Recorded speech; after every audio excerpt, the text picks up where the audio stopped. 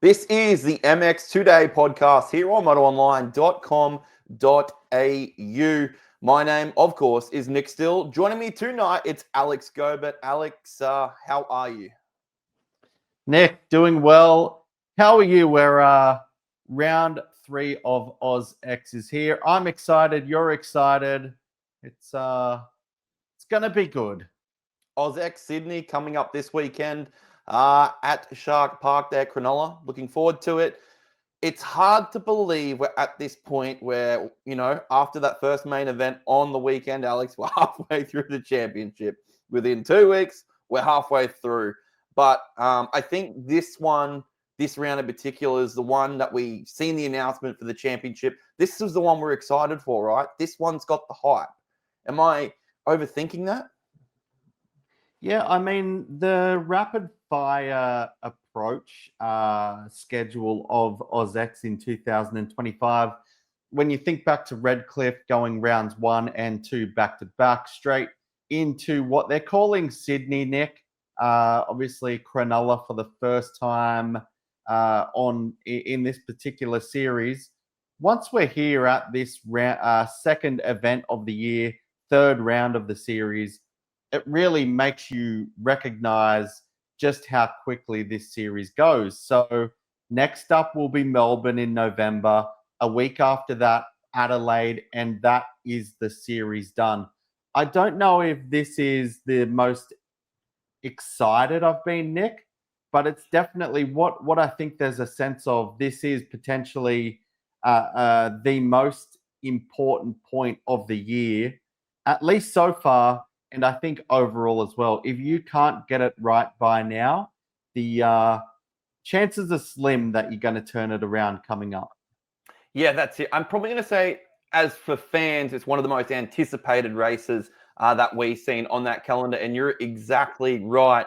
When it comes to every single race being points paying, you can't afford to have a bad one. You can't afford to be that person that's finding themselves on the first corner down and then battling for the rest of the night. We're going to talk about that here very soon. Real quickly as well, Alex, I think fan attendance this weekend, I had a look, looks like they've sold plenty of tickets to this. And this was the question, right? When we were at Newcastle, great fan attendance. Wollongong last year wasn't good, but it looks like we're back in an area where it's nailed in attendance. That's the way it looks so far. We're going to see on the weekend, but promising signs to begin with. Yeah, I think that's the big thing is when you think about the events in New South Wales, and they've kind of mixed it up. I felt like we've seen Wollongong come off and off the schedule over a number of years, over many years, Nick. You think back to Newcastle, that was one that I think most people liked, in that real hub of motocross and supercross and so much history in this country. But now, for the first time in going to Cronulla, also very popular in the Shire. A lot of good riders have come out of there too. I think it's interesting because it maintains that coastal vibe that we were kind of familiar with last time out in Wollongong. I think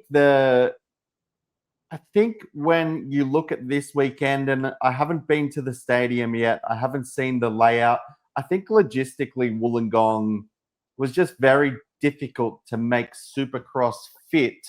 Not the track in the, on the floor, obviously, but just the show of Supercross, to take it down there and to make it fit in that kind of around those streets and everything else. So we'll see how this one is, Nick. I think it's going to be, by the looks of it, the dirt looks good. I know you're big on that, Nick. Hey, there's been a lot with the dirt this year. You're welcome, everybody. You're welcome. Yeah. The vibes there. Yeah, the vibes there. It's funny hearing you speak about Wollongong.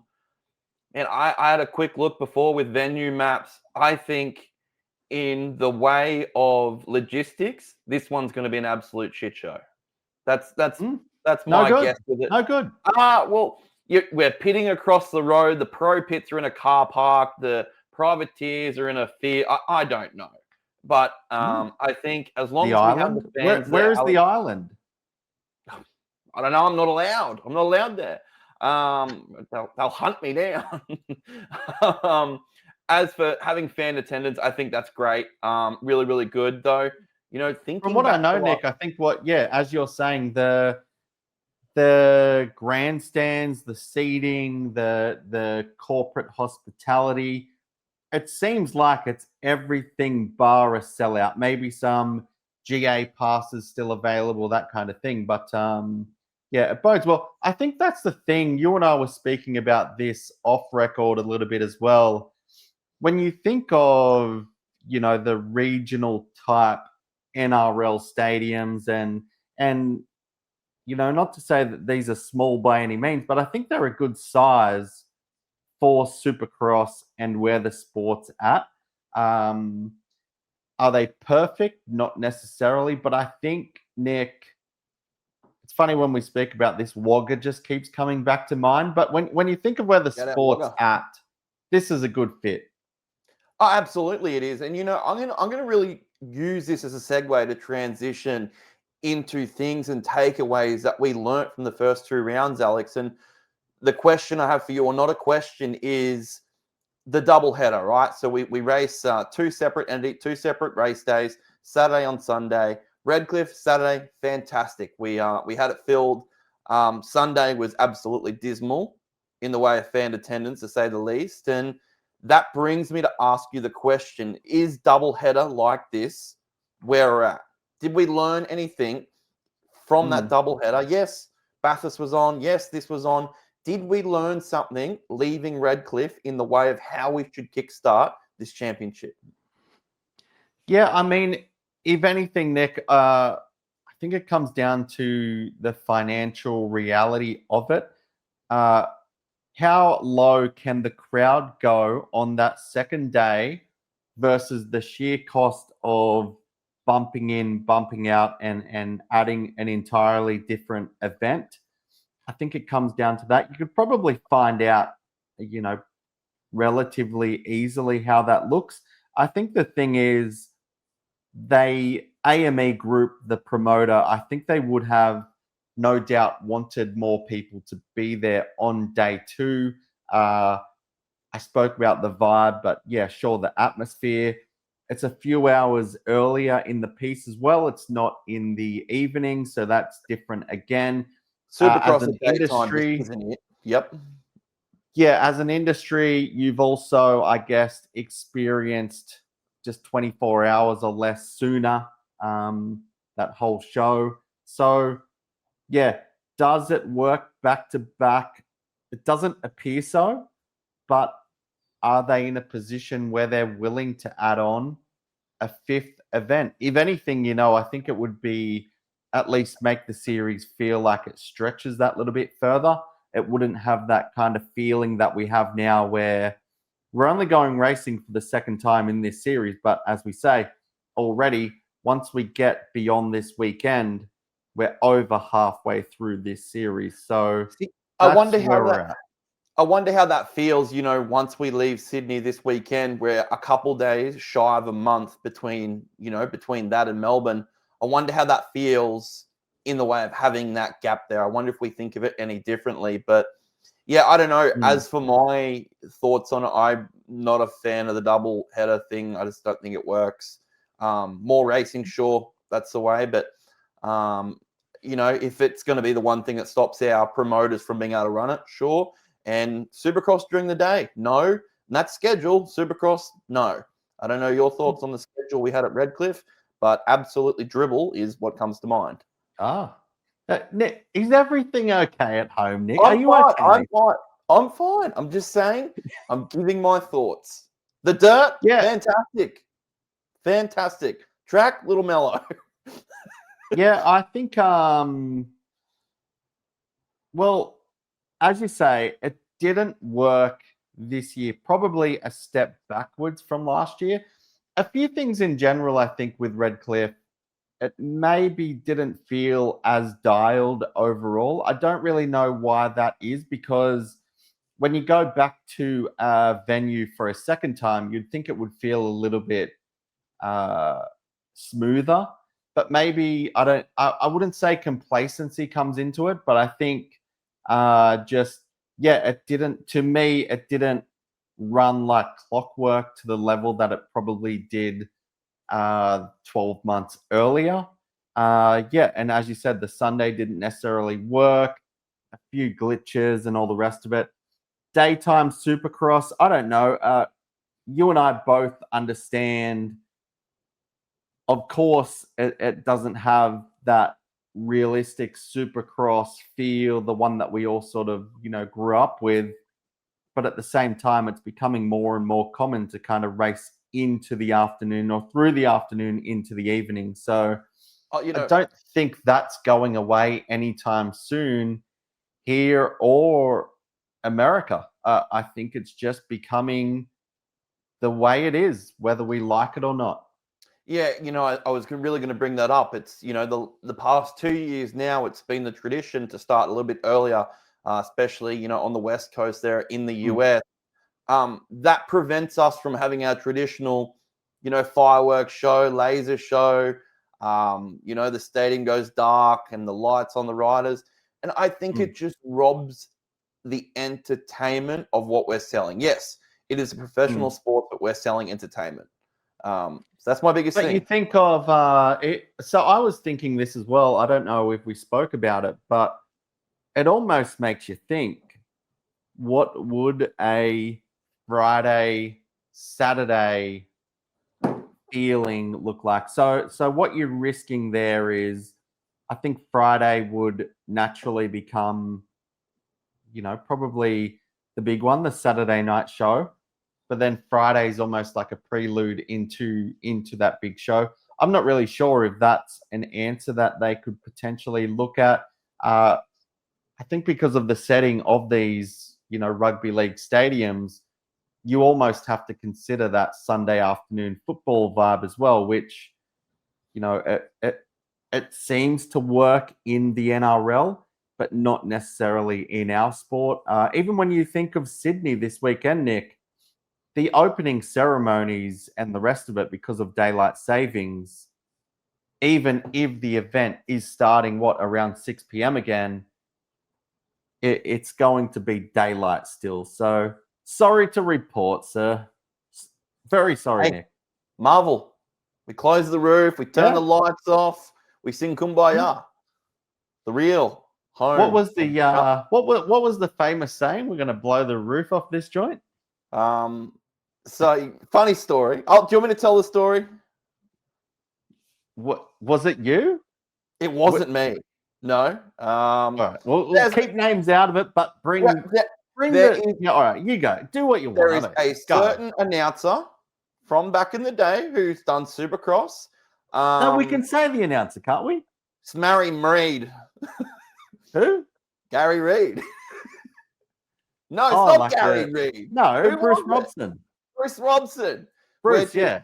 We're standing not Gary with the tear-offs laying down in the whoops and everything. Bruce. Yeah, I was thinking Gary Reid. So we're standing there, on the grass, having a moment, looking at the track. Is this you?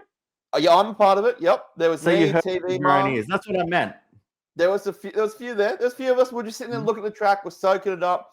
Bruce rolls in and he goes, I know you guys have been here all season and doing this and everything like that, but tomorrow night I'm going to blow the roof off this place. Just out of nowhere. He just looked at us and said, I'm going to blow the roof off this place. That's good. I like it. I'm for it. I'm like, yeah, that's fantastic. Needed. Hey, little weird. T-Mar, if you're tuning in, TV Mar, blow the roof off of it. Just blow the roof. Yeah. But that was one of my favorite stories. Next time I see that guy, if he's back again next month. He was at Redcliffe. He was at there? Redcliffe. Yep. Not on the mic. Nope. What, no budget? Where's that? Where's Lee Hogan? Hogan? Yeah. Hey, this week, that's a very good point. Hogan's been hammed. Boned.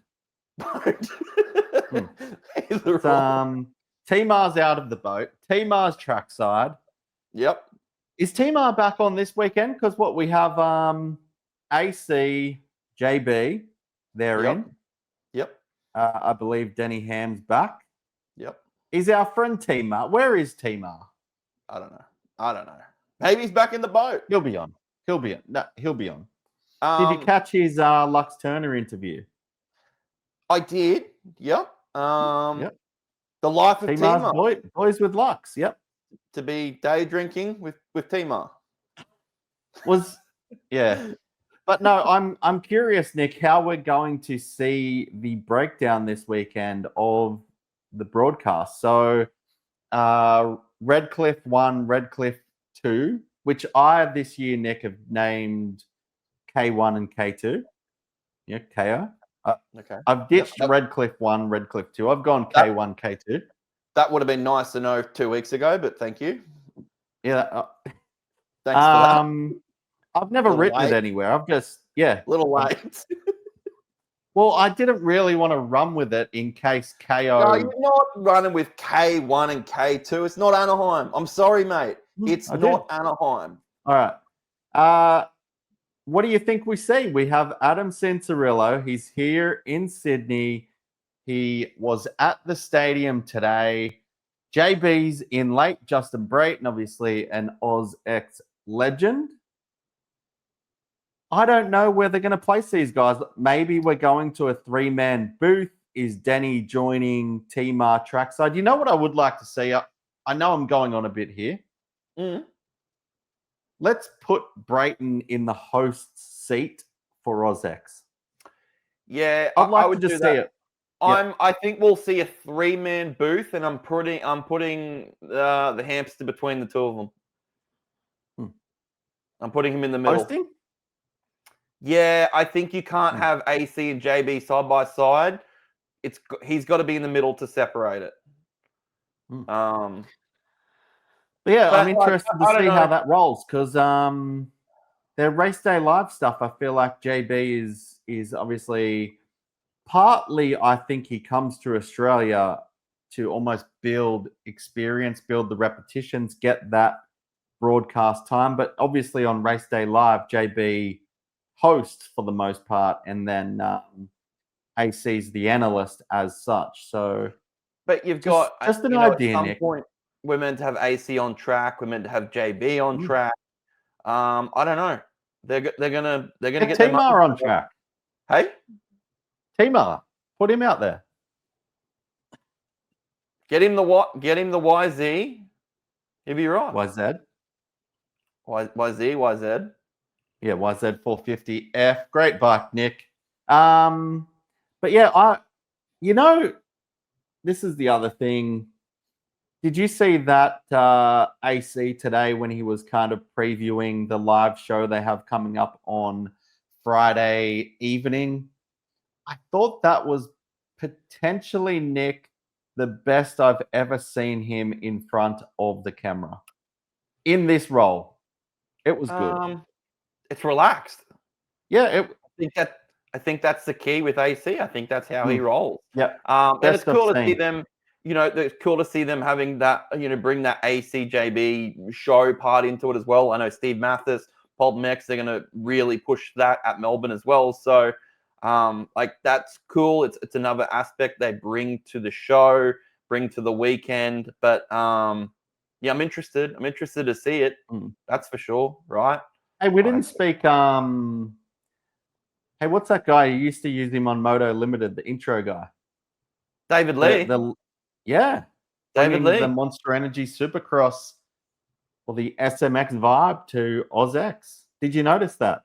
I argued with you with that. Yep. I thought it was AI until I heard the rider intros. And speaking from experience in my previous Moto Limited days, that guy is easier to get a hold of than you would think. And he will do anything for cash. He'll do anything for cash. Give us an example. Give us a sample. I can't. From Brisbane. Brisbane, Australia. Look for that. That's a great David Lee. Takeaways, Nick, then from Redcliffe, aside from all that, there's a couple of standouts I wanted to put this out there. Hayden Melross, Jake Cannon, Yeah. Hmm. Fantastic. Very good. Okay, before we kick this off, does Mm.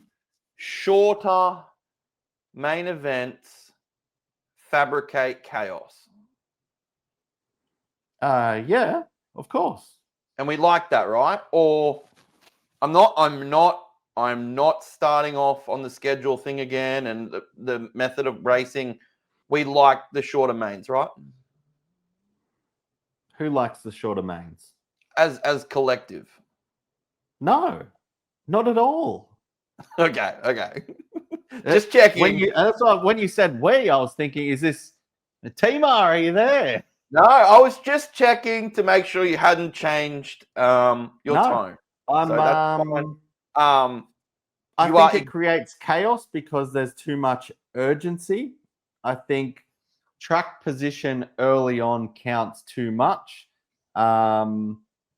Fatigue, genuine fatigue doesn't necessarily come into play. You're not rewarded if you can string a lot of laps together, and it doesn't enable time for the race to play out. We often refer to it as 20 lap, let's bring on the 20 laps. traditional. The reality is it's 20 minutes in America these days. So 26, 27, 28 laps. And then in Australia, we're talking 10 laps. You can do the double header or the back-to-back finals that they're doing, but I think they have to be 15. And if you can't fit 15 into the schedule, you need to make some reductions along the way. Okay. Well, knowing in that, terms of the sideshows. Yep.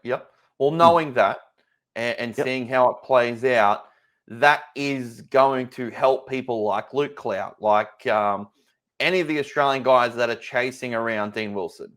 They are going to hope for misfortune in that first corner to do anything. The question I have is, how many times is Dean going to do this? Who's going to be the person to catch Dean Wilson, to stop this momentum? And can it be done? Can someone do it? That's where I meant, and that's what I'm thinking with these races, is it creates chaos. And for someone like Dean Wilson, that's something you don't need. But Alex, he is so good at putting himself in positions early and executing. And if he doesn't, it's somehow just the urgency to get through. To me, when I think of Dean Wilson, just a level above. Not too dissimilar to Justin Brayton when he came here kind of in the twilight of his career, almost helped extend his career as such into some time. I think what you see of Dean Wilson when he is executing the way that he was able to at Redcliffe, I think he's just that. I don't want to go down the avenue of he's just better, because that's the easy way out. I think his Supercross just experience. There for a second. Maybe that is the case, though. Yeah, so he's more credentialed. We'll say that. That's a better word than just better. More credentialed, more experienced, and doing it more comfortably. We say these short races can create chaos. You can't run back. Look at Luke Clout at the opening rounds. You know what happened to him on that second afternoon of racing. It can work against you as well. But the thing is, when you're talking somebody like Dean Wilson, he won the championship in 23. He lost it, obviously, to Joey Savacci in 24. Coming back this time around, for the most part, he knows that he is probably in the box seat to deliver this time. Obviously, a really, really difficult weekend for Dean with everything that was going on, with his mother and for him to do what he did, will go down in history as one of the very great moments of this sport. not even domestically, Nick, but worldwide, globally. But yeah, he's just on a level. He's at a caliber where if you catch these riders from the US series in the right position of their career, where they're not necessarily full-time over there anymore, but they are good enough to be around that top 10, which Dean is, then that's what we're seeing. So can anybody catch him? By the looks of Redcliffe, it doesn't appear so. Yeah, I'd say that. Another, great outing from Redcliffe was his teammate Cedric Subaros. He's another name that I think it surprised me. One name you did say there was Luke Clout. Now I think he's 48 points or something like that, Alex, out of this thing. In your opinion, is that over for Luke Clout? Is that his championship hopes gone? Is that where you'd leave with that? I think so. Yeah. It's when go down once in the first turn and that's difficult enough to, I guess, recover from. Do it twice and have the type of evening that Luke Clout had there on that second night. That's what's very, very difficult to bounce back from. Because as you say, both finals do count for points. It's not like they're tallying them up and you're leaving there with whatever the overall score is. You're leaving there from that opening round and the second round in Queensland with 25 points per race. So it's going to be tough. I think if you were to say, okay, Clout is ninth, can he catch Wilson and go beyond all of those riders that are in front of him? I just can't see it happening with the type of series that this is. Yeah, do you see those riders catching Cedric? Like, do you see him and Wilson just starting to gap this out? When we look back, championship points, Melross in third, Tanti in fourth. Like, is it what I'm getting at is this thing going to become a fight for the third step of the podium? No, I still see Clout as probably the number one opponent to Wilson. We saw just how quick he was in qualifying both days there at the double header. So Luke Clout has the pace on his side. Subs, Mr. Supercross, Nick, does he improve? I think so. Does he have what it takes to beat Clout consistently? I still don't think so. For me, the ones that I probably want to see more out of at this point is Harrison, Mitchell Harrison on the CDR bike. Phil Nicoletti, obviously, he had that run-in with Clout early on that opening night, injured his hand. Hopefully that's that little bit better this week. We want to see more from him. I think he is definitely capable of doing so.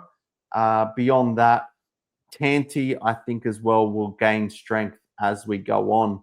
I think Tanti can be just as good as Luke Clout. I really can. It's just his results on the weekend or his results back at Redcliffe are really affected by just these odd, weird mistakes. One of the races, he went over the berm 3 times. Things like that goes down. I think he is going to be one of the guys that really just builds as we get further into this. And I think he potentially, he could be the best out of that Monster Energy CDR team. This weekend, my question is, other riders like Melross, Luke Zielinski, do they continue to have that good form? Was that a Redcliffe thing? That's my Zielinski question. was probably, we speak about Melross and just how impressive that was and to see him back on the podium. When you say that, we spoke about Hayden in the preseason. I don't think it's any great surprise to see him pull that off. as impressive as it was, it's not totally unexpected. I think Zielinski, what's he sitting in the points? P6 so far after the opening 2 rounds. He was probably the biggest surprise, Nick. Just legit. That's probably all you can sort of say about Luke Zielinski and what he was doing. It wasn't necessarily through luck. It wasn't necessarily through attrition. Of course, that helped, but yeah, he was good. Yeah, and that's right. And that's where this schedule, the way these races play out, is consistency leads to that result. You're just not having that one standout ride in a main event to equal that. So that, my question is those riders this weekend. And then when we look back to the SX2 class, Alex, it's with Lux Turner. Is he going to run? Is it going to be the same as Dean Wilson? I think we're going to see more craziness in that SX2 class. A big red number 9 for Lux Turner. He's got a target on his back, and there is a team full of Hondas there that are happy to do anything. Throw in the likes of Cole Thompson this weekend. Throw in the likes of his teammates there. Ryder Kingsford is going to have a chip on his shoulder from the way it ended in Redcliffe. They had that thing on lock 1 and 2, and he went down. He's not going to be happy. I think we're going to see fireworks. I really do. SX2 will be the class to watch this weekend. Yeah, I think it's like a danger zone in a certain sense for Lux. So he's come in a relatively unknown, not in the sense of people not knowing him, but just it was difficult to predict just how good he would be in AUSX. For him to leave Redcliffe with both wins, do it in very different fashion on both in both rounds, I don't think anybody really suspected that. The red plate was there. He obviously already wore it on the Sunday, so that's not new for him this weekend. But what is new for Lux Turner, Nick, is the expectation is there that it wasn't necessarily there. When you think of that Monster Energy Yamaha team and where Yamaha's come with its SX2 program over the years, success has been light on in some ways, while Honda has just been, racking up the championships and the trophies and doing everything right along the way. Lots of promise regardless, but when we see Lux Turner come out and do the double as he did, I think that was interesting. This is going to be the moment, I think, a really defining moment where if he can deliver like that again, he instantly becomes the favorite. And we'll get into it more, but we obviously have that clarity now that Shane McElrath, the reigning champion, will not be back to defend the championship in total. We'll get to that in a minute, but that also has to just add to the confidence now of Lux Turner.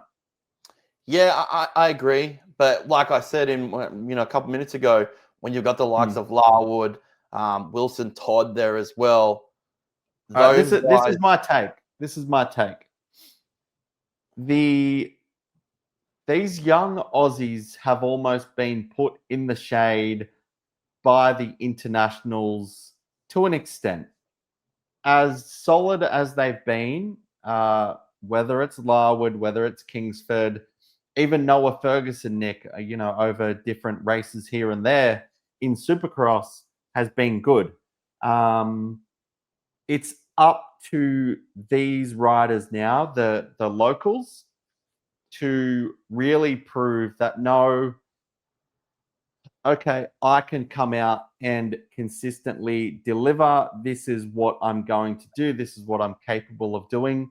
That's where we're at, because I think the theme's been, we speak about McElrath. Now we're speaking about Turner so much. We're speaking about Cole Thompson coming in again. And obviously he's been consistently top 3 in the championship himself over the years. It's time for these Aussies to really, flip the tables and make it count in a sense. Do you agree with that? Yeah, I do. And that name for me of that rider this year that's going to be that person is the number 5 of Alex Larwood. Not only is it being, shadowed out by internationals, I think he gets shadowed out with the own team. They Mm, bring Wilson Todd back to a 250. We bring Shane. We got Brody.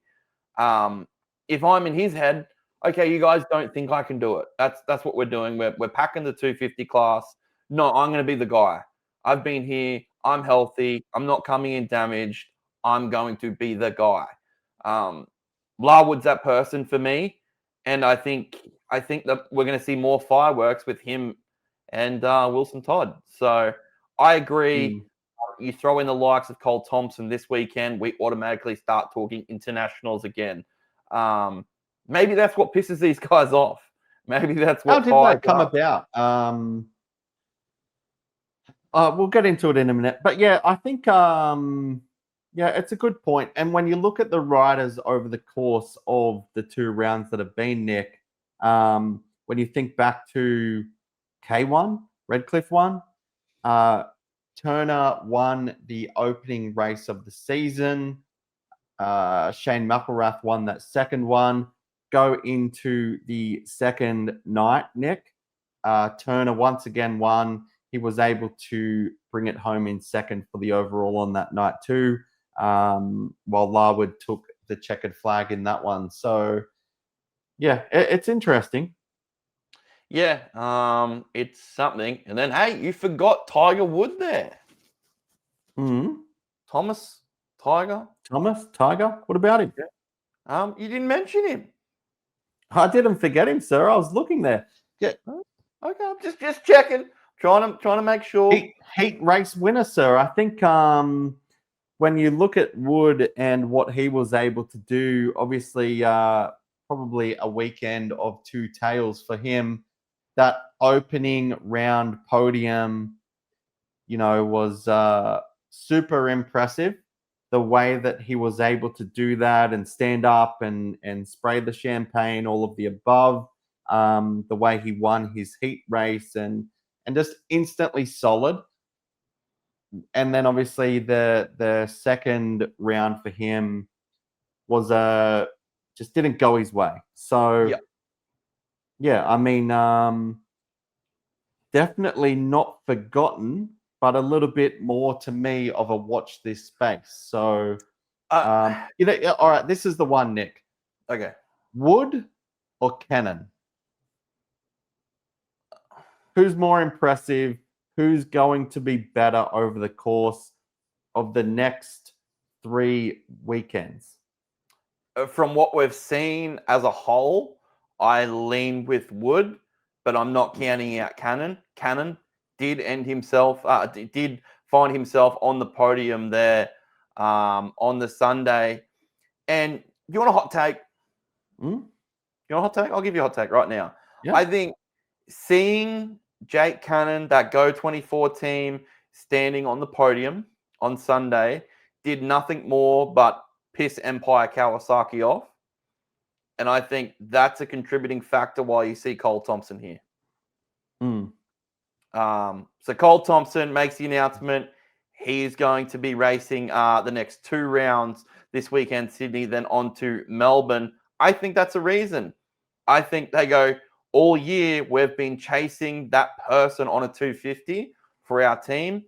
Campbell Williams was hurt. Ryan Alexanderson was had some good results. He left. They went in with Reese Budd, and it has not worked out. I think seeing that, that fires them up. And if they've got to bring in an international rider to do it, then sure.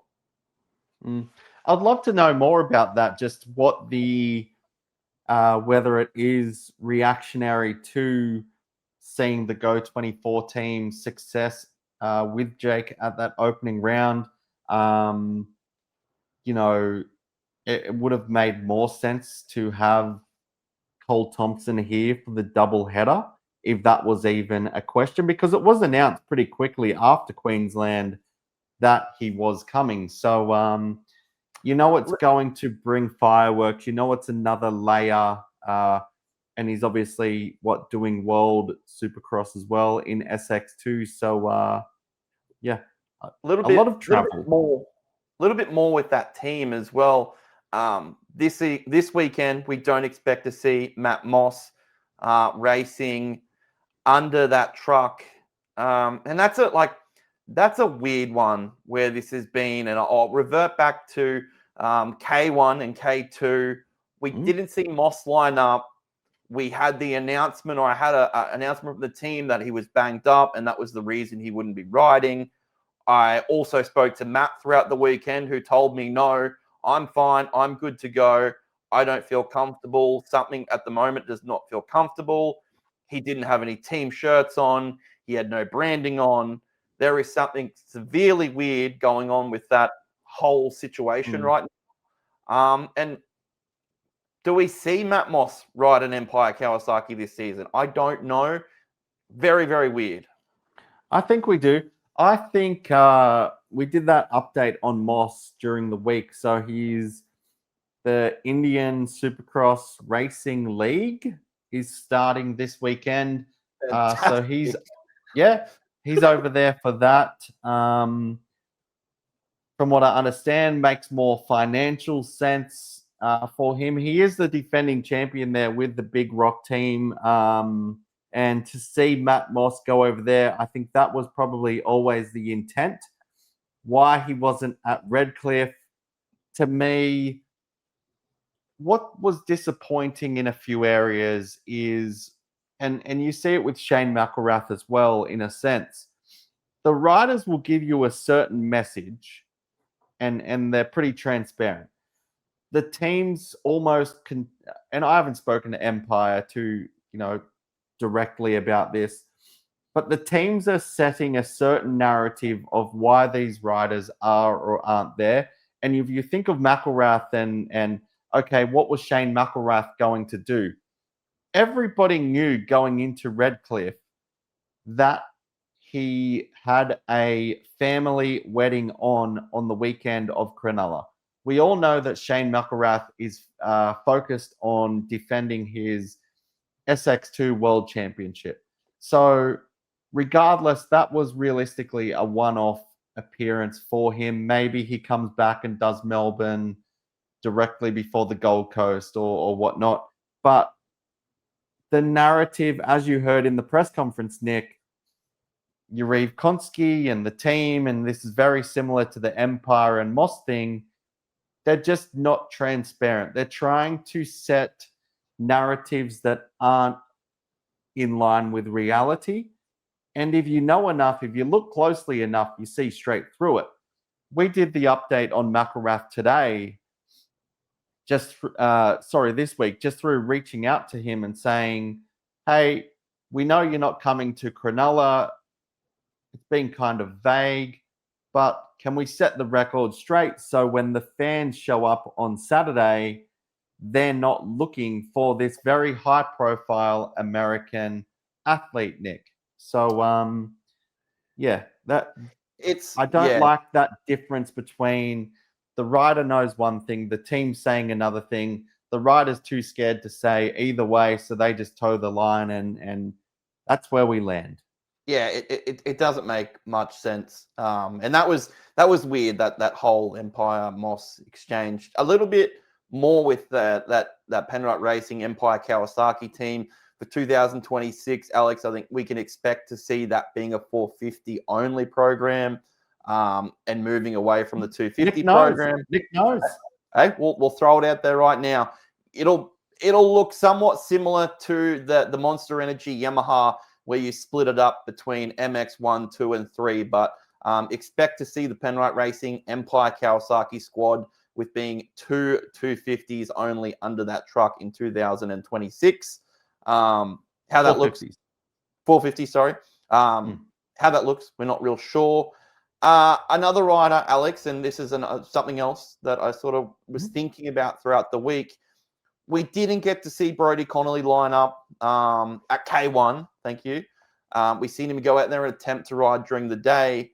A shoulder, an arm injury. Sorry, he had a crash earlier in the week, and it sort of weathered him. He's actually had surgery now. It made me think.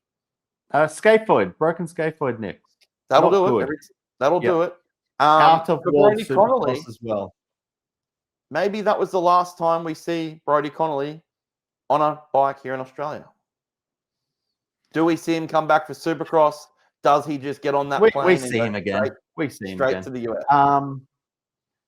Yeah, I mean, if he is going to the US next year, which is all but done, I assume, then Brodie Connolly, Nick, this isn't the ideal lead up that he would have been looking for.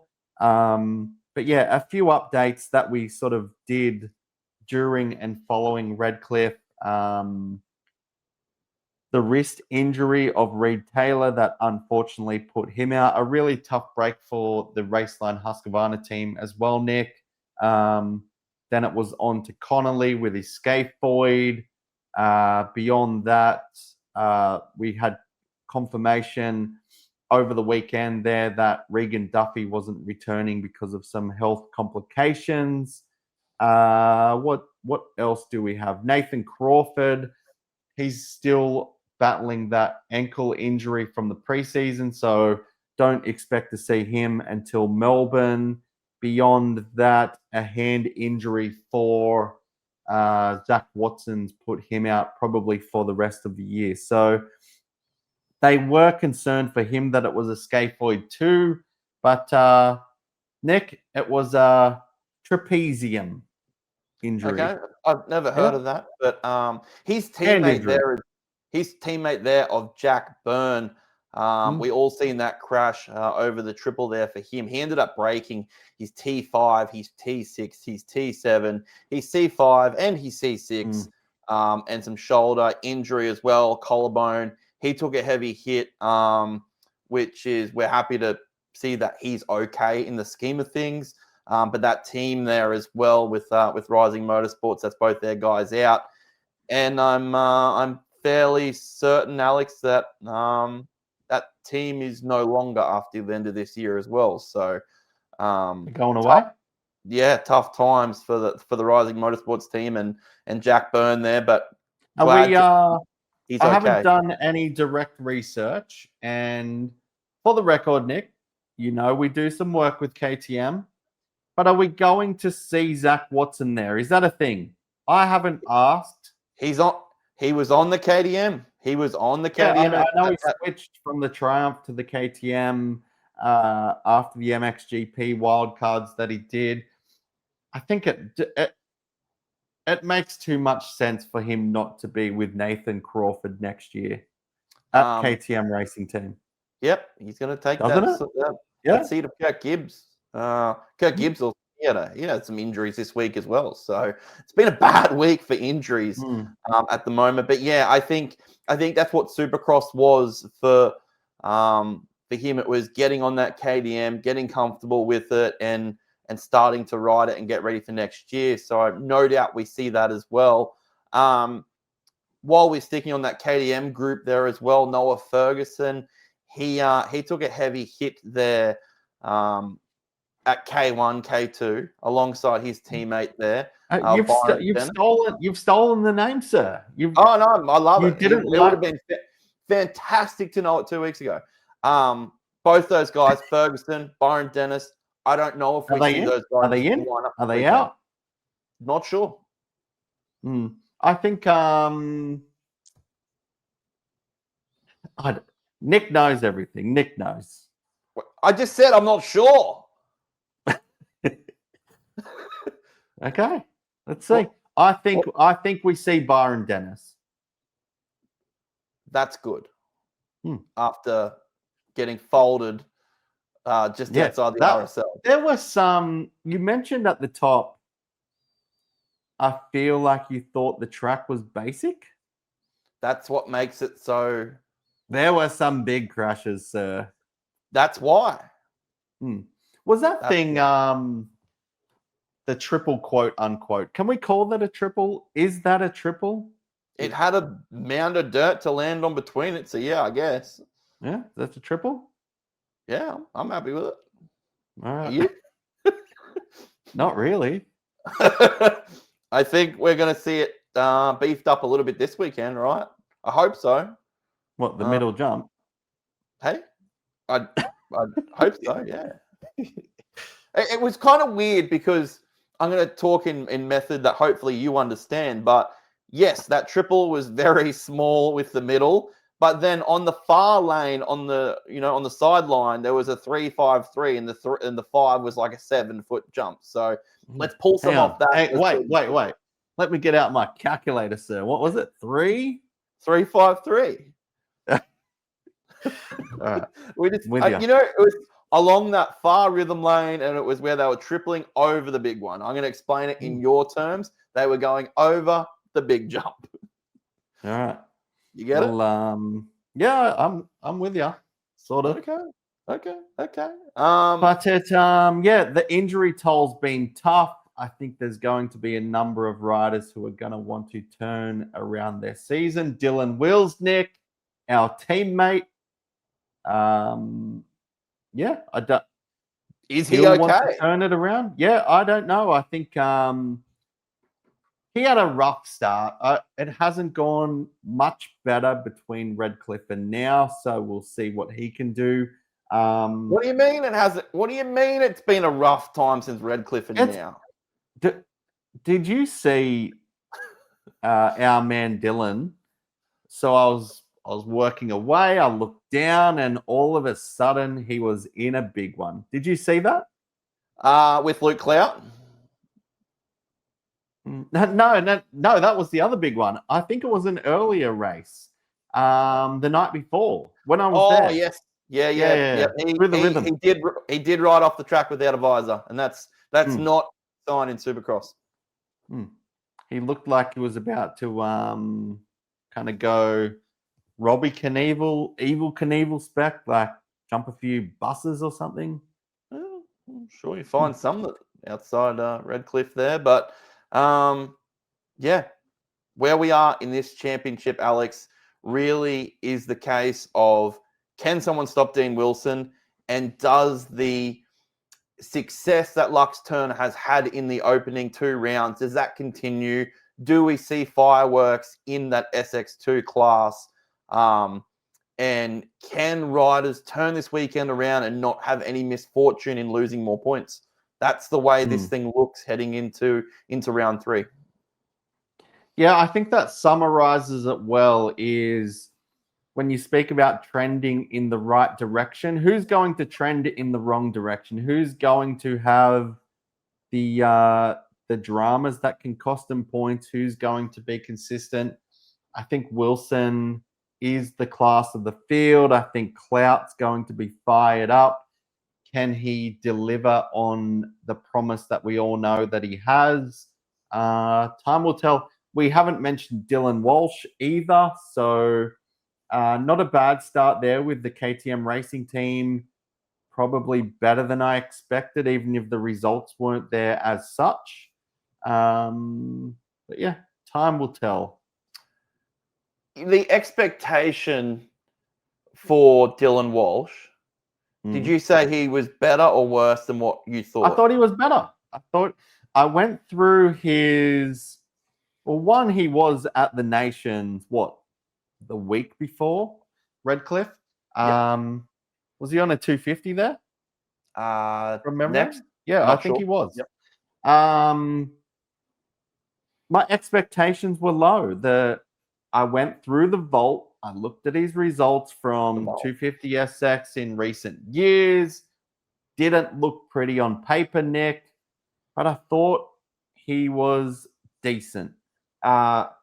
Would you sign him over Hayden Melross? It's easy to say now and point fingers and say, oh, maybe Melross should have been on the bike. Maybe Wills should have been if it went better for him. I don't know, but it is what it is. And I don't think that you can argue against the international flavor and what it's bringing to the series. Take away the internationals. I don't want to get into this too much, but they are primarily the reason why there is so much interest from America, Europe, all of the above. Yeah, this is an age-old one to argue, the case of should these seats be filled by Australian riders? Should we bring the internationals? I'll stand by the same thing. Having the international riders here lifts the championship. It brings more eyes onto it. And when riders like Hayden Melross finds himself beating these people on the top on the podium, there is so much more emphasis on that. And it makes it cooler if Hayden So much Melross more. was on the podium just through a lack of depth, then sick. Sick. I think that's gonna wrap us here, Alex. You really summed it up well. I was I was there's also more. Nick. Yeah, there's more. I was in Cronulla today, Fantastic. Thursday. Yep. Thank you. Yep. Doing some stuff with Yamaha. Okay. Yep. Lux Turner's family is in Australia. Lala Turner, obviously the AMA champion. There were kids, Nick, obviously familiar to the sport and everything else, that saw Lala Turner and then Lux as well, just in Cronulla, and they were blown away. To see that firsthand, that response, I think it was even at a level that they were kind of taken back with. And what I think two things came to mind. One of them was the little girl. The second thing comes to mind is the great work that the sport is doing for women's motocross globally. What Charlie Cannon is doing and achieving in Australia and overseas is huge. And then the rise in WMX in America once again, and seeing them in the broadcast, and seeing somebody like Lala Turner, now a 2-time AMA champion, that's just kind of another thing that comes to mind when you think of these Americans, and when you're in the industry, when you're doing what we do week in, week out, as we do, you can almost become a little bit desensitized to the whole thing, if you know what I mean. So to see that response for these American guests in our country, in our sport, I thought it was just good to see. I think that's everything, right? And I think it's, kids idolizing these athletes. It's people lining up for posters. It's people wanting to get photos, get things signed.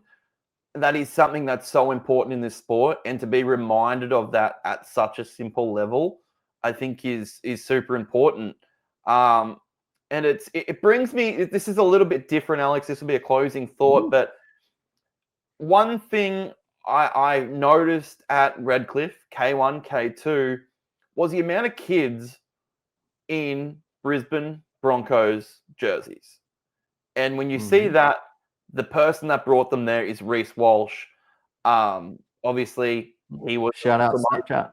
Yep, thank you. My friend Reece. He was a contributing factor of why he was brought on to this, and people listened to it. People seen it. People were there with Brisbane Broncos jerseys on, kids. So the idea of using these people in the community, using different sports to bring people in, it 100% worked, and I got to see it firsthand. Thank you to my friend Reece. It's no, I think, and generally, what it comes back to as well, when we kind of spoke about some segments coming into this, but where does AUSX stand at the moment?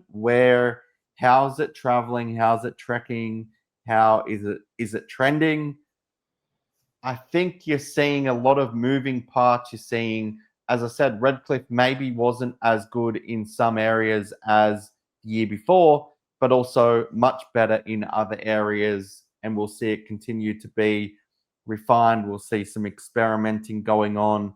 We'll see, things like Reece Walsh or was it the Volk last year? The different people being involved in the sport.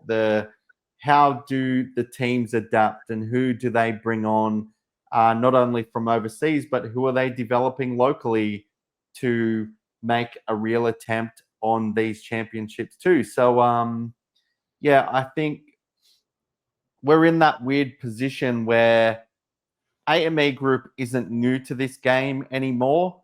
They're relatively seasoned. They have the runs on the board, of course, with the AUSX Open over the years. But as championship organizers and promoters, now they're really getting the repetitions on board to do more of these events, do different styles, different types, and just kind of progressing in an organic way. So I think for the most part, it's solid. You asked in the press conference, and we've spoken about it a little bit before, when does this series become the one to win? I still believe we're there. If, Nick, maybe the international aspect changes it a little bit, but the first Aussie to win this SX1 championship probably won't be Luke Clout this year, but if it was, I think his value almost goes up to a level in line with Kyle Webster as the MX1 national champion. Forget MXON because that's almost a superpower in itself. But from a national standpoint, domestic standpoint, It's the next time an globally looked Aussie at. wins this, it's going to be really big for their career, including SX2. Yep, it's globally looked at, and I think that's really important. But where we see AUSX, where it stands right now, it's growing every year. We're looking at the positives. Things are improving. I agree. This is going to be the championship we're talking about. This is going to be the one to win. And the next part of that is this weekend, Alex, round 3 of the AUSX Supercross Championship from Sydney. We are going to be there, motoonline.com.au for the latest and across all the socials, MotoOnline AUS. Have you got anything else to add, or are we heading to Sydney and dropping the gate?